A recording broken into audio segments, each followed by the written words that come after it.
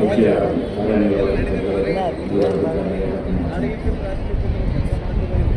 ನಮಗೆ ಸಿಕ್ಕಿರುವ ಸ್ವಾತಂತ್ರ್ಯವು ನಮ್ಮ ಹಿರಿಯರ ತ್ಯಾಗ, ಸಂಕಲ್ಪ ಮತ್ತು ಹೋರಾಟದ ಫಲವಾಗಿದೆ. ಅವರು ಮಾಡಿದ ಹೋರಾಟದಿಂದ ಇಂದು ನಾವೆಲ್ಲರೂ ಕೂಡ ಸುಖದಿಂದ ಶಾಂತಿಯನ್ನು ನಡೆಸಿದ್ದೇವೆ.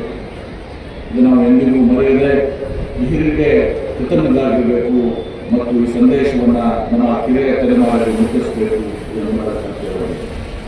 ಅರಿಬೇಕು ಮತ್ತು ಕಾರ್ಯಕ್ರಮ ಕೈಲಾಸ ಎಂಬ ತತ್ವಗಳೊಂದಿಗೆ ಸಮಷ್ಟಿ ಭಾವದಲ್ಲಿ ನಂಬಿಕೆ ಇಟ್ಟು ಸಕಲ ಜೀವಿಗಳಿಗೆ ಲೇಸನ್ನೇ ಬಯಸಿದ ಪ್ರಾತಸ್ಮರಣೆಯ ಬಸವಾದಿ ಬದ್ಧರು, ಶರಣರು, ಸಂತರು, ಸೂಫಿಗಳು, ದಾರ್ಶನಿಕರು, ಸಮಾಜ ಸುಧಾರಕರು, ಸಾಂಸ್ಕೃತಿಕ ಹರಿಕಾರರು ಮತ್ತು ಶೂರ ಸೇನಾನಿಗಳು ಹಾಗೂ ಅಪ್ರತಿಮ ರಾಷ್ಟ್ರಭಕ್ತರು ಭಾರತಕ್ಕೆ ನೀಡಿದ ಕೊಡುಗೆಗಳು ಅಜರಾಮರ. ಅದರಿಂದ ಅವರೆಲ್ಲರಿಗೂ ಈ ವೇದಿಕೆಯ ಮೂಲಕ ಗೌರವವನ್ನು ಅರ್ಪಿಸುತ್ತೇನೆ. 20ನೇ ಶತಮಾನದ ಜಾಗತಿಕ ಶ್ರೇಷ್ಠ ವಿದ್ವಾಂಸ ಮತ್ತು ಅದ್ವಿತೀಯ ಕಾನೂನು ತಜ್ಞ ಡಾಕ್ಟರ್ ಭೀಮರಾವ್ ರಾಮ್ಜಿ ಅಂಬೇಡ್ಕರ್ ಅವರು ವ್ಯಾಖ್ಯಾನಿಸಿದಂತೆ, freedom of mind is the real freedom. A person who is not free, though he may not be in chains, is a slave, not a free man.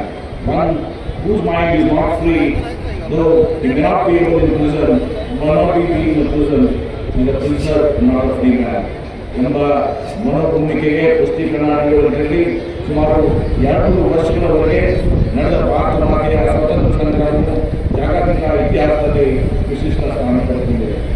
ಭೌತಿಕವಾಗಿ, ಭೌಗೋಳಿಕವಾಗಿ, ಸಾಂಸ್ಕೃತಿಕವಾಗಿ ಮತ್ತು ಆರ್ಥಿಕವಾಗಿ ಸಂಪತ್ಪರವಾಗಿರುವಂತಹ ಸಂವೇದನಾಶೀಲ ಭಾರತೀಯ ಮನಸ್ಸಿನ ಸ್ವಾಭಿಮಾನ ಮತ್ತು ಸಾಮರಸ್ಯತೆಗಳನ್ನು ನಿರ್ದಯವಾಗಿ ಕದಲಿ ಪೋಷಿಸಿ ನಿರಂತರವಾಗಿ ಕಲ್ಪನದ ಕಪಟಿ ಬ್ರಿಟಿಷರ ಬಗೆಯನ್ನು ಉತ್ತರದ ನೀತಿಯನ್ನು ವಿರೋಧಿಸಿ ಭಾರತ ಮಾತೆಯ ಸ್ವಾತಂತ್ರ್ಯಕ್ಕೆ ಹಗಲು ಶ್ರಮಿಸಿದ ಮತ್ತು ಆಂಗ್ಲರು ಅಮಾನ್ಯವಾಗಿ ವಿಧಿಸಿದ ಕಠಿಣ ಶಿಕ್ಷೆ, ಹಿಂಸೆ, ಅಪಮಾನ, ದೌರ್ಜನ್ಯ ಮತ್ತು ನೋವುಗಳ ಸಹಿಸಿ ದೇಶದ ಸ್ವಾತಂತ್ರ್ಯ ಹಗಲು ಹೋರಾಡಿದ ಸಾವಿರಾರು ದೇಶ ಭಕ್ತರ ಸ್ವಾತಂತ್ರ್ಯ ಹೋರಾಟಗಾರರ ಸಾಲಿನಲ್ಲಿ ಮುಂಚೂಣಿಯಲ್ಲಿರುವ ಮಂಜು ಪಾಂಡೆ, ಝಾನ್ಸಿರಾಣಿ ಲಕ್ಷ್ಮೀಬಾಯಿ, ಚಾಪೇಕರ್ ಸಹೋದರರು, ಭಗತ್ ಸಿಂಗ್, ಚಂದ್ರಶೇಖರ್ ಆಜಾದ್, ಶಿವರಾಮ್ ರಾಜ್ಗುರು, ಸುಖದೇವ್ ಥಾಪರ್, ಗೋಪಾಲಕೃಷ್ಣ ಗೋಖಲೆ, ಲೋಕಮಾನ್ಯ ಬಾಲಗಂಗಾಧರ ತಿಲಕ್, ಲಾಲಾ ಲಜಪತ್ ರಾಯ್, ಬಿಪಿನ್ ಚಂದ್ರ ಪಾಲ್,